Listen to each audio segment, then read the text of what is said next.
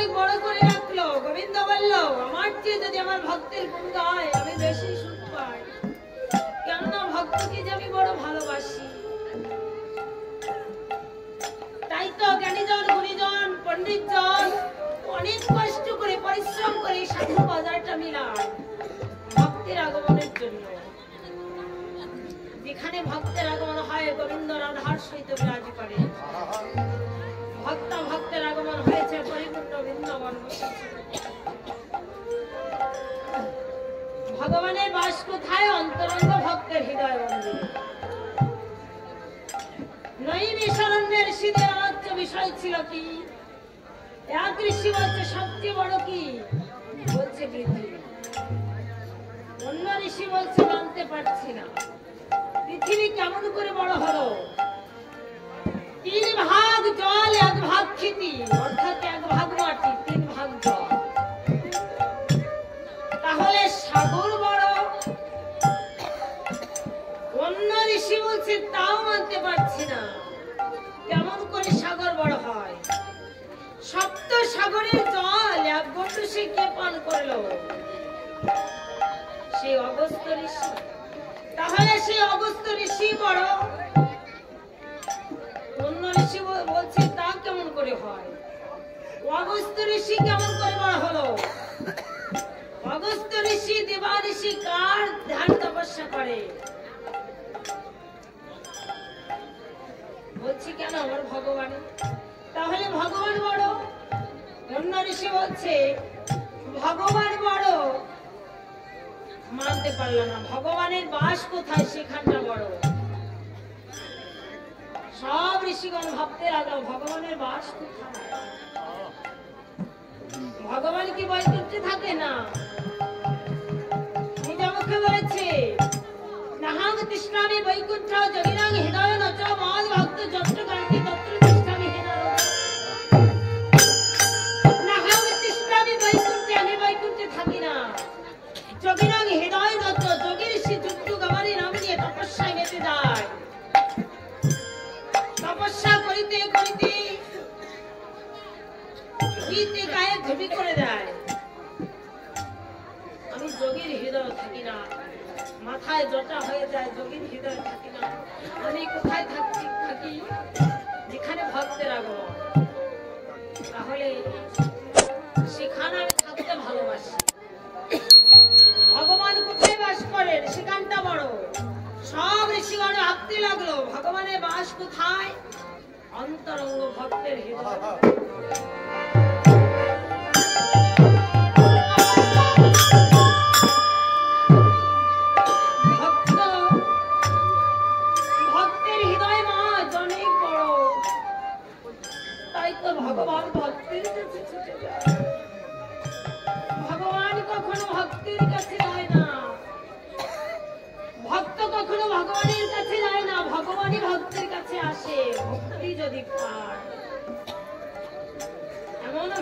কবে হবে মনমিল সাধন ভবের জঞ্জাল জড়াবে।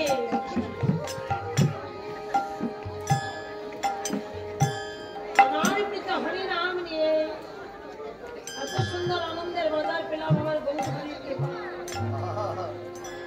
তাই যেন গৌরী গুণবনী তাই যেন প্রেম দান করে। সেই প্রেমানন্দে ভেসে ভেসে সবাই যেন আমরা হরি প্রেম সাগরে মিলতে পারি।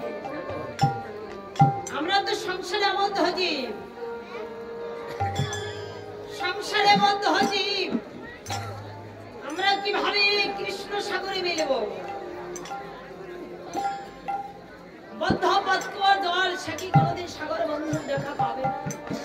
পাবে কবে? কোন বৎসরে? যে বৎসরে বন্যা হবে, প্লাবন হবে, নদী নালা খাল বিলের জল একাকার হয়ে যাবে, ওই বদ্ধ পথকর জল বইতে বইতে একদিন সাগর বন্ধুর সঙ্গে। আমরা তো বদ্ধ জীব, আমরা কি কোনদিন হরি প্রেম কৃষ্ণ প্রেম সাগরে মিলতে পারবো? কবে? এমন দিনে যে দিনে এমনি মতো সাধুর বাজার সংসার জঞ্জাল জাল পরিত্যাগ করে এগিয়ে যেতে হবে সাধুর বাজারে। সাধুর বাজারে গিয়ে দয়ালের তাই চাঁদ যখন প্রেমানন্দ দান করবে, ওই প্রেমানন্দে বেশি বেশি সবাই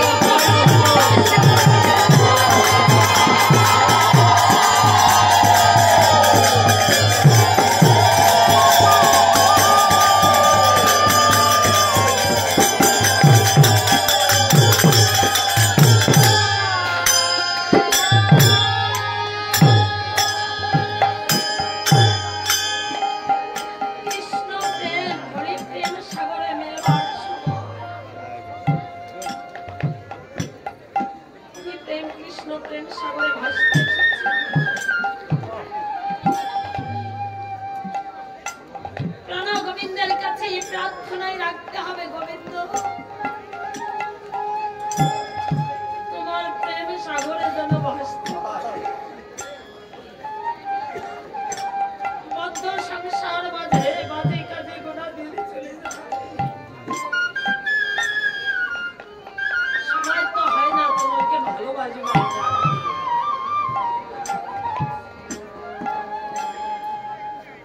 যখন সময় হয়েছে ভক্তের সঙ্গে মন ভরে যেন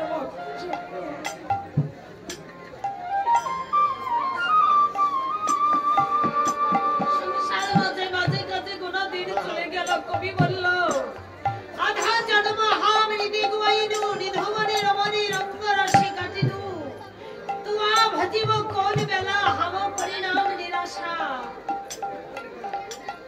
অর্ধেক জন্ম নিধুবনে কেটে গেল। নিধুবন বলে আখ্যায়িত করলো কোন বনটাকে? সংসার মাছটাকে। ভাই বন্ধু স্ত্রী পুত্র নিয়ে যে মায়ার সংসারটা করেছি, সংসারের মাঝে অর্ধেক জনম কেটে যায় আর অর্ধেক জনম নিদ্রায় চলে যায়। গোবিন্দ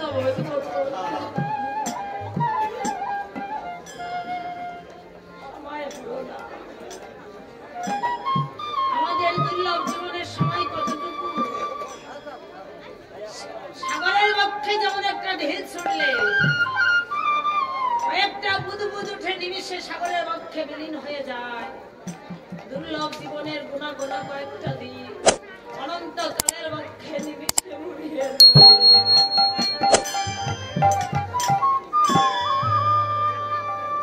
ভজনের যোগ্য জন্ম দিয়ে গোবিন্দ পাঠিয়েছিল জগৎ সংসারে। ভবের বাজারে এসে আমরা হারিয়ে গেছি।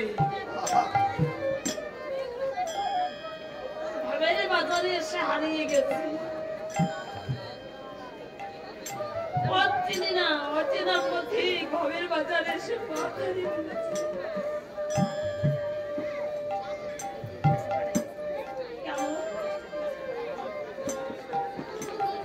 বাবা হাটে যাবে, বাবা হাটে যাবে,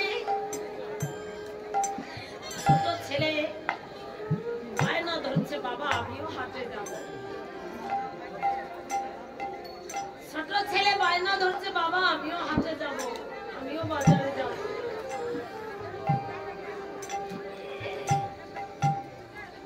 বাবা বুঝতে পারছে ছেলেকে যদি বাজারে নিয়ে যায় ও হারিয়ে যেতে পারে, তবু ছোট ছেলের মনের বাসনা। বাবা কি করেছে,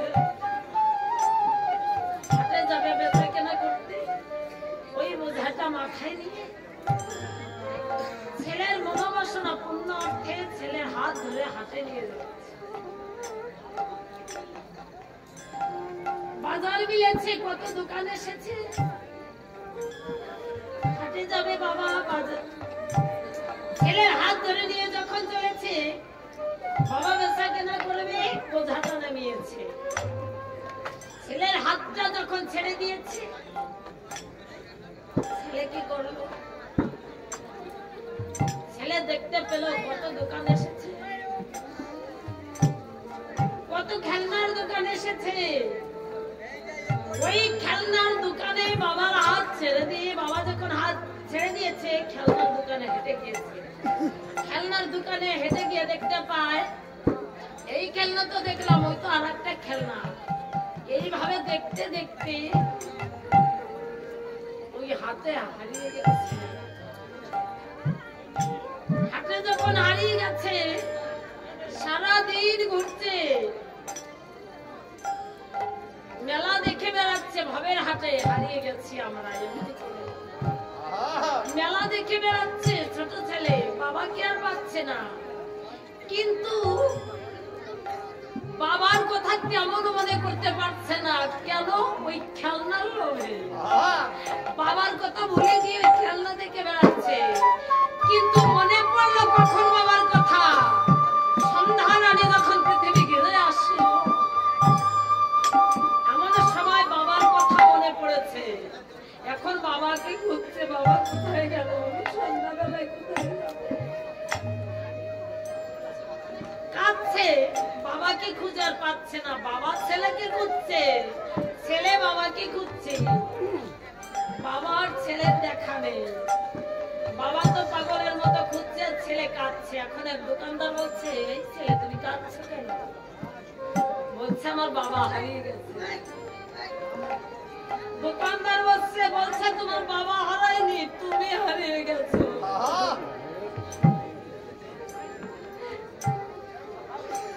ছোট ছেলে, তোমার বাবা তো হারিয়ে যায়নি, তুমি হারিয়ে গেছো। তবে তুমি এখানে থাকো, তা না হলে তুমি যদি এক জায়গায় দাঁড়াই না থাকো, তোমার বাবা খুঁজবে তোমাকে, তুমি খুঁজবে তোমার বাবাকে, কেউ কাউকে পাবে না। তার চেয়ে তুমি এখানে দাঁড়িয়ে থাকো গন্তব্য স্থানে, তোমার বাবা দেখবে খুঁজে খুঁজে তোমাকে খুঁজেই পাবে। ভাবের হাটে এসে আমরা হারিয়ে গেছি বাবা। জগৎ সংসারের যিনি পাঠালো, মাতৃগর্ভে ছিলাম, কথা দিয়েছিলাম গোবিন্দ, তুমি মাতৃগর্ভে যখন যাওয়া হতে, এই সম্পদে কিছু দেখা যায় না। ভাবের হাটে পাঠিয়ে দাও, তোমার নাম গুণাগুণ করবো, তোমাকে ডাকবো, তোমাকে ভালোবেসে তোমার কাছে আমার বলেছিল বলে ভাবের বাজারে পাঠিয়ে দিব তোকে, কথা দিয়ে যাচ্ছিস আমাকে ডাকবি। ভাবের বাজারে গিয়ে, ভাবের হাটে গিয়ে তোরা তো হারিয়ে যাবি।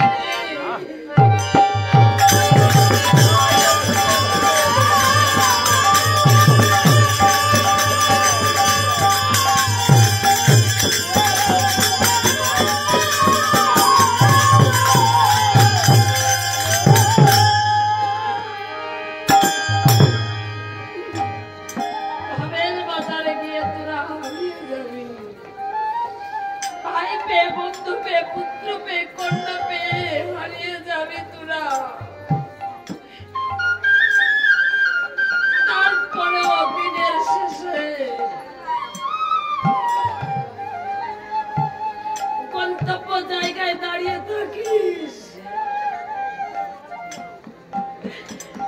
গন্তব্য জায়গায় যদি দাঁড়িয়ে থাকিস আমি তোদের খুঁজে নেব।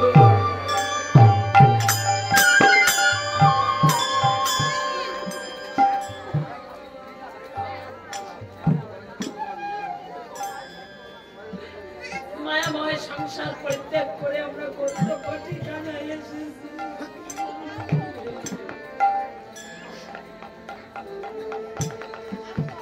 এই গন্তব্য ঠিকানায় যদি দাঁড়িয়ে থাকি আমরা হারিয়ে গেলেও ভগবান আমাদের খুঁজে নেবে।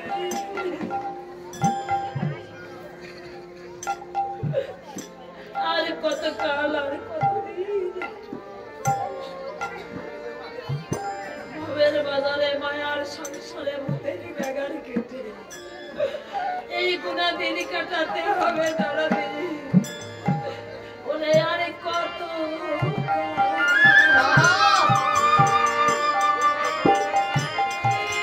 আমি ছাড়বো নদী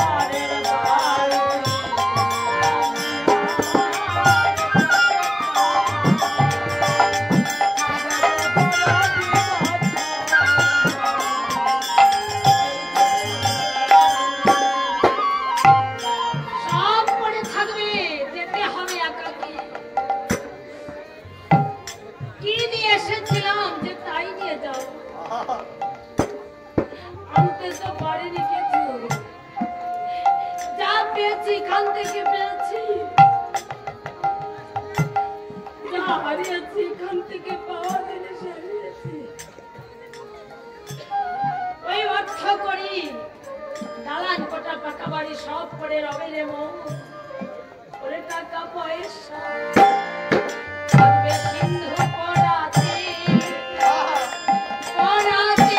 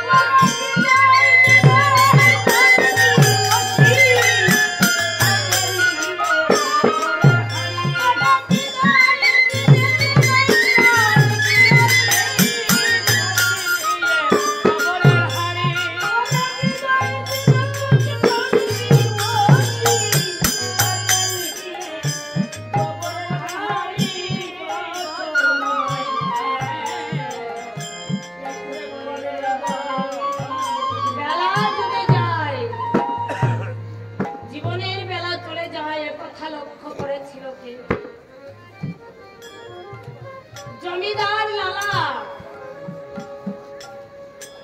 যার প্রতি বৎসরে কর আদায় হতো, ভক্ত আর ভগবান এক।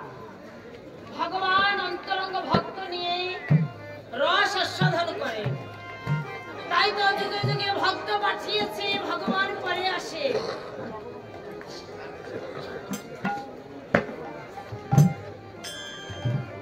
স্বর্গে রাজা নহুর ব্রহ্মবিদ্যের হরণের অপরাধে স্বর্গ থেকে বিতাড়িত হয়ে মারতে সদগর সর্পে বিচরণ, বনে জঙ্গলে বিচরণ করছে। এখনো নরক যন্ত্রণা সইতে না পেরে একমাত্র পুত্র যদাতিকে স্বপ্ন ঘরে ডেকে বলছে, বাবা যেমন করে হোক তুমি আমায় উদ্ধার করো। যদাতি স্বপ্ন দেখে কেমন অবস্থা হয়েছে, স্বপ্ন দেখিয়া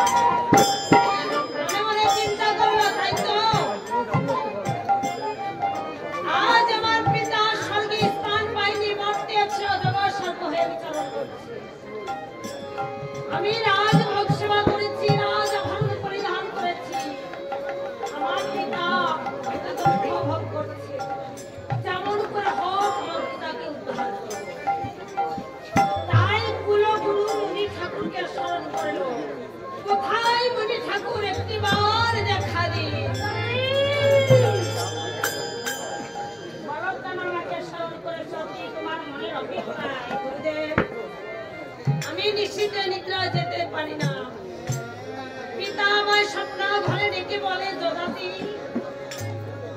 তুমি সুখ ভোগ করেছ, রাজ সিংহাসন ভোগ করেছ, আর আমি তোমার পিতা নরক যন্ত্রণা ভোগ করছি। যেমন করে হোক আমাকে উদ্ধার করো। কি হলে আমার পিতা উদ্ধার হবে?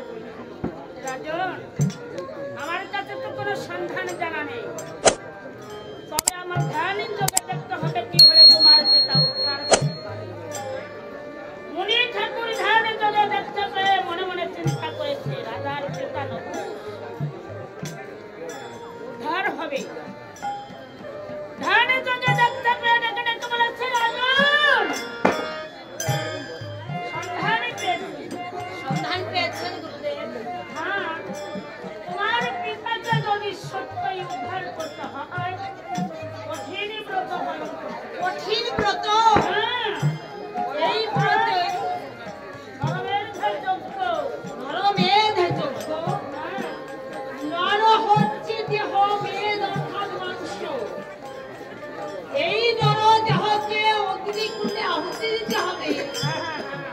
এই যজ্ঞে আরো কি প্রয়োজন হবে? আরো কি প্রয়োজন হবে আমি বলছি একটিবার শোনো। ওরে নরমেধের যজ্ঞ করা সে বড় কঠিন।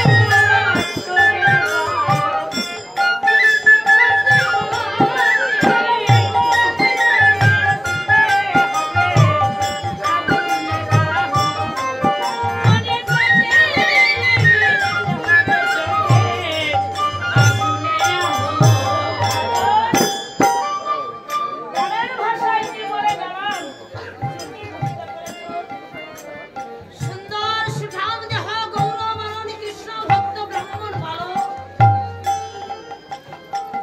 এই যজ্ঞে প্রয়োজন গুরুদেব।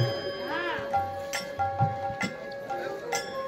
এখনো বলো যদি তুমি আনতে পারো তাহলে তোমার পিতা নহুষ উদ্ধার হতে পারবে। গুরুদেব, এখনো সর্বস্ব লক্ষণ ব্রাহ্মণ বালক আমি কোথায় পাবো? কেন রাজন, তোমার এই বিশাল রাজ্যে তো কোনো কিছু থাকবে না। সোনা দানা মণি মুক্তার টাকা পয়সা দিয়ে সারথীগণকে পাঠিয়ে দিবে। যে দেশ থেকে হোক না কেন, ফলে বলে কলে কৌশলে ব্রাহ্মণের সন্তান করাই করে আনতে হবে।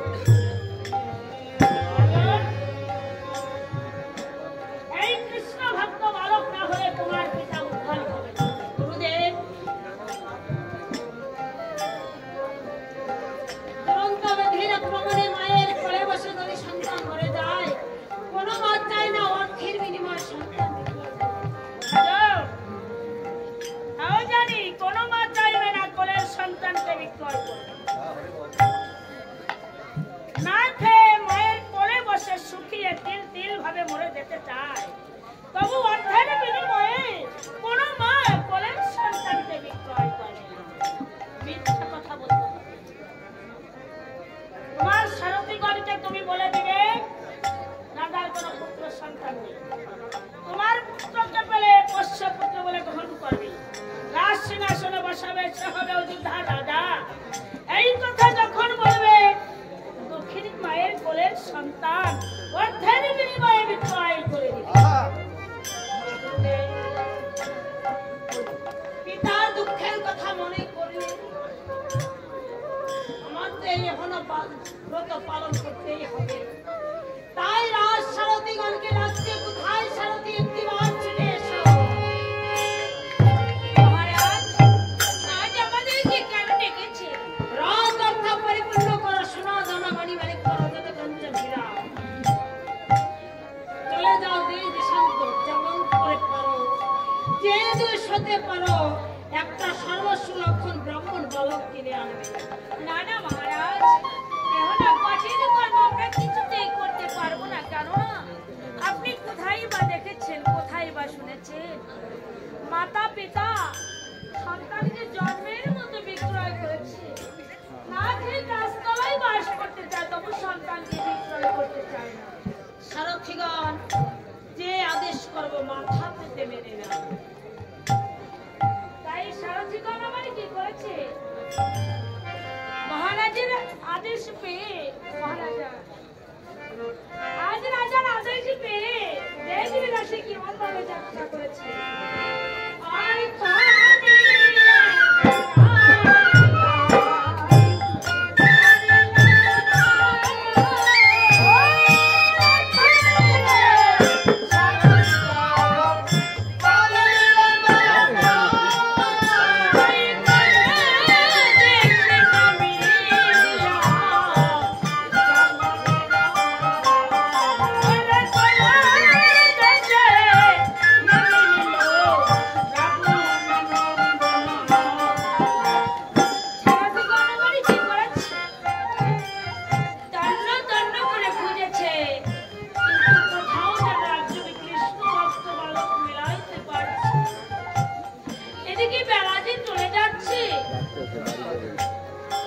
একদিন আরেকদিন তো বলছি, ভাই রে, আমরা কি একজন কৃষ্ণ ভক্ত বালক ক্রয় করে নিয়ে যেতে পারবো না? অদূরে দেখতে পেল একটা বট বৃক্ষ গাছ। ওই গাছতলায় বসে সারথিগণ যখন বিশ্রাম করেছে, ওই পল্লীতে বাস করত কে? জনার্দন মিশ্র। জনার্দন মিশ্রের 3 জন সন্তান, ছোট বালক বড় দুটি ভাইকে ডেকে ডেকে বলেছে, দাদা দাদা, দেবে আমাকে একটা রাধা কৃষ্ণ মূর্তি কিনে দিও। ভাই খুশি রে, তুই কি জানিস না পিতা আমার প্রতিদিন তো ভিক্ষা করে থাকে। যেদিন ভিক্ষায় কিছু পাই, সেদিন যে আমরা 3 ভাই কিছু সেবা করতে পারি। তাছাড়া আমিও তো বয়সে ছোট, আমি কোনো কর্ম করতে পারি না, পয়সা উপার্জন করতে পারি না। আমি কেমন করে রাধা কৃষ্ণ মূর্তি ক্রয় করে এনে দিব ভাই? ও দাদা, তোমরা তো জানো না, ওই রাধা কৃষ্ণ খেলা ছাড়া আমার অন্য কোনো খেলা ভালো লাগে না। আমার মন কি বলে জানো? সদা সর্বক্ষণ আমি রাধা কৃষ্ণ পূজায় পেতে চাই। জানি আমরা দিন দরিদ্র ব্রাহ্মণের ছেলে, কোথায় পাবে তুমি অর্থ? কোথা হতে আমাকে রাধা কৃষ্ণ মূর্তি কিনে এনে দেবে? কিন্তু দাদা, তোমরা একটা কাজ করো, খুলে বল না খুশি। তুমি আমার বড় দাদা সাজো প্রাণ গোবিন্দ, ওই তো মেজু দাদা সাজো শ্রীমতী রাধা। তোমরা যুগল হয়ে আমার সম্মুখে দাঁড়াবে, আর আমি হতভাগ্য খুশি নয়নের জল ঢেলে দিয়ে তোমাদের যুগল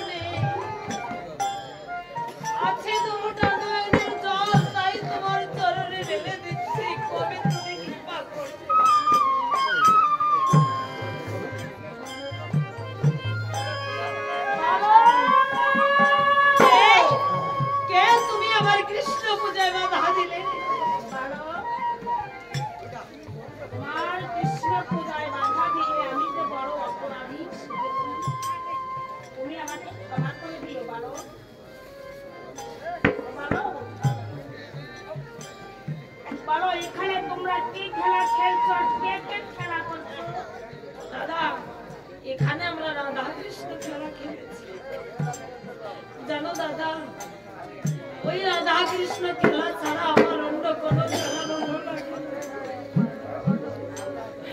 আমার মন চায় সদা সর্বক্ষণ আমি রাধা কৃষ্ণ পূজা করি। যে খেলা খেলিলে জীবের জন্ম মৃত্যু থাকে না, যে খেলা খেলিলে জীবের ভবের দ্বারা আমার যে সেই খেলা খেলতে ইচ্ছা করে দাদা, হয়েছে দেখো প্রাণ গোবিন্দ সেজে দাঁড়িয়েছে আমার বড় ভাই শ্রীনাথ, শ্রীমতী রাধারানী সেজে দাঁড়িয়েছে মেজ ভাই বল্লভ। মারে না, আজ জগতের বুকে আমি অধম, মাতা পিতা নাম রেখেছি আমার নাম কুশধর। খুশি তুমি কি সকালে কিছু খেয়েছো ভাই? দাদা সকালে কেন, আজ 3টি দিবস বাবা ভিক্ষায় যায়, ভিক্ষায় মিলাইতে পারে না। মায়ের কাছে খেতে চাইলে মা শুধু কাঁদে, তাই মায়ের কাঁদা সইতে পারি না বলে বনমাঝে এসে রাধা কৃষ্ণকে রেখেছি। জানো দাদা, যখন প্রাণ গোবিন্দ নামে কাঁদি, নামের সুধা বের হয়, ওই নাম সুধা রস পান করে আজ 3টি দিবস বেঁচে আছি যেন ভবের ক্ষুধা।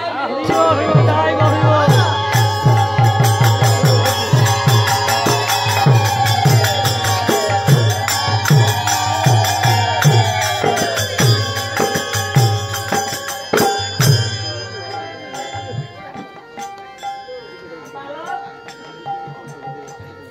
তুমি কি বলতে পারো তোমাদের বাড়িটা কত দূরে হবে? ও দাদা,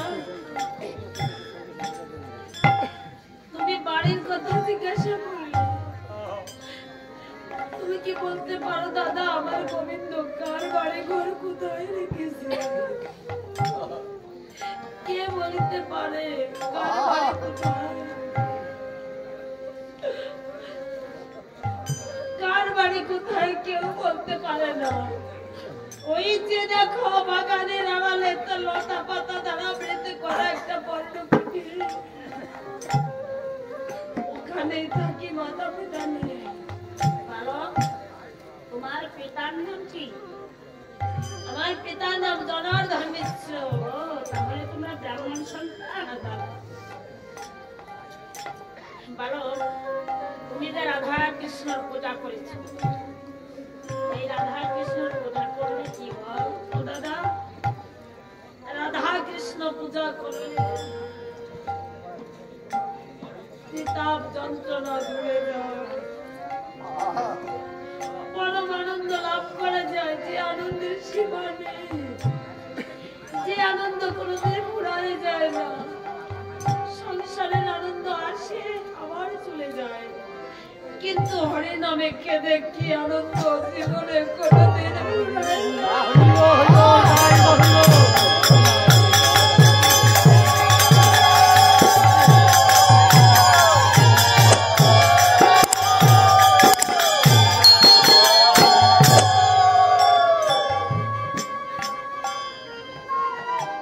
বালক, কৃষ্ণ নামে কাঁদলে সে আনন্দ ফুরিয়ে যায় না। ভক্তের মনির আলো যদি একবার হৃদয় মাঝে পড়ে, এই মনির আলো কোনো বাতাসে নেবে না। জ্ঞানের আলো কামের বাতাসে নেমে যায়, ভক্তির মনির আলো কোনো বাতাসে নেবে না। এ জন্মে একটু ভক্তি হবে, যদি এইখানে হতে বাদ পড়ে যায় আত্মার তো মরণ নেই। আত্মা এই জীর্ণ শরীর ত্যাগ করে আবার নতুন শরীর ধারণ করে, পরজন্মে আবার সেখান থেকে ভক্তি শুরু হবে।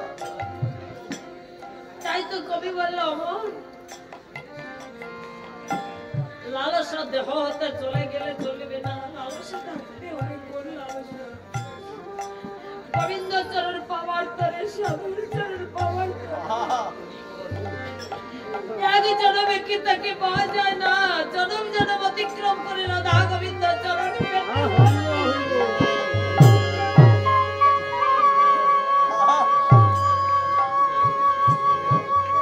যেমন ধ্রুব পেয়েছিল, একদিন নরদ মুনি জিজ্ঞাসা করলো, দয়াল তুমি বললে জনম জনম অতিক্রম করে তোমার চরণ পেতে হবে, ধ্রুব কেমন করে 5 বছরে তোমার চরণ পেল?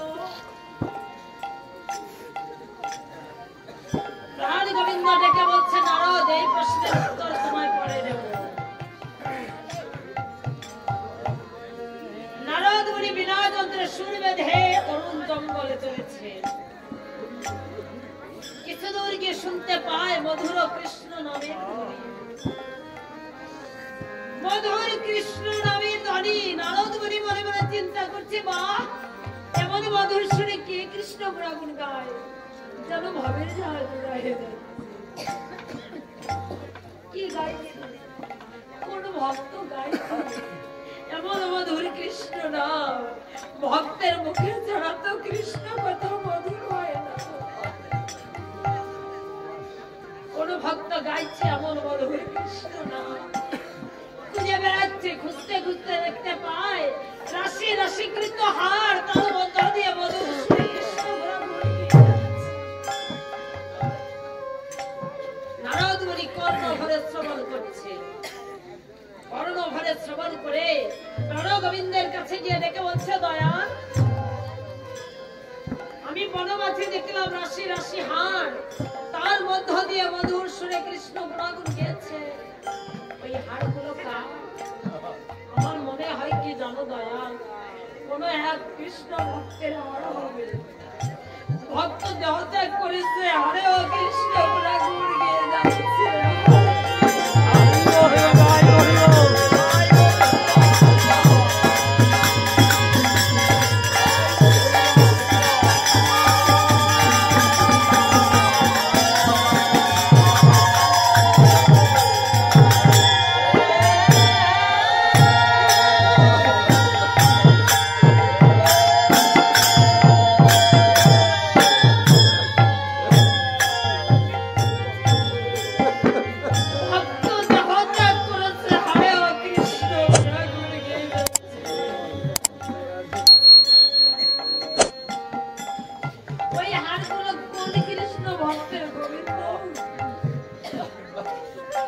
গোবিন্দ বলছে,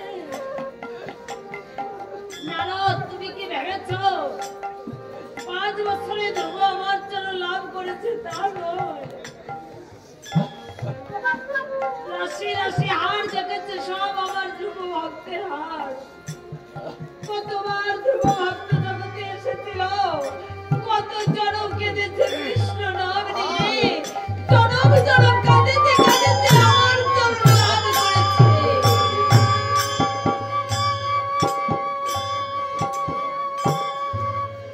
জনমে জনমের সম্পর্ক ভক্ত আর ভগবানের।